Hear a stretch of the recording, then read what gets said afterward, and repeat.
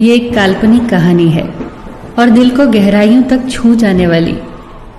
एक बार स्वर्ग में विचरण करते हुए कृष्ण और राधा एक दूसरे के सामने आ गए। विचलित से कृष्ण, प्रसन्नचित से राधा। कृष्ण सकपकाए, राधा मुस्कुराई।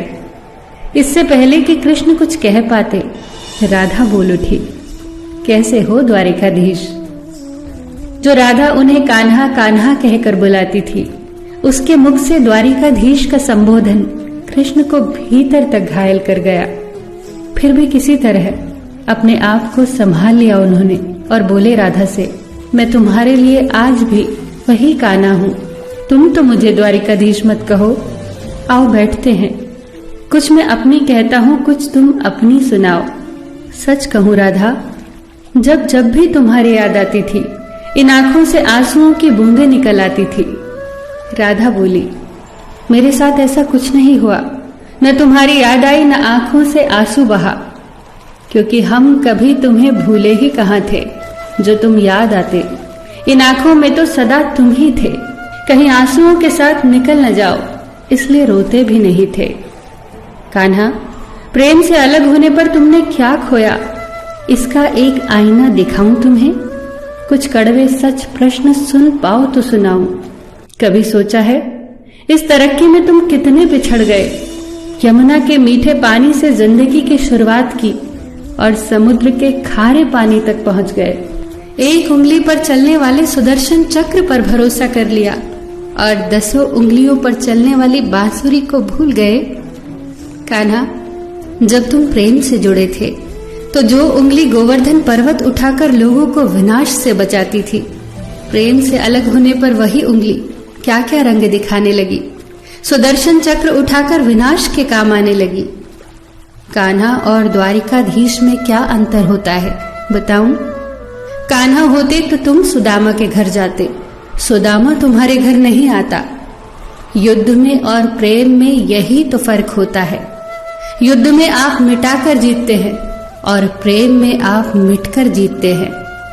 कान्हा, प्रेम में डूबा हुआ इंसान दुखी तो रह सकता है, पर किसी को दुखी नहीं कर सकता।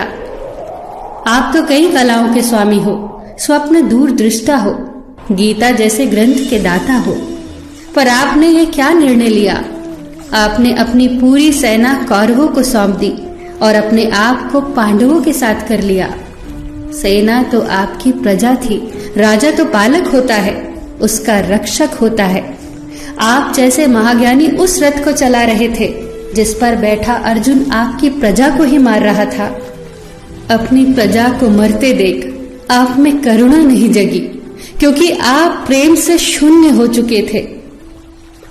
आज भी धरती पर जाकर देखो, आपकी द्वारिकाधीश वाली छवि को ढूंढते रह जाओगे। हर जगह, हर मंदिर में मेरे ही साथ खड़े नजर आओगे।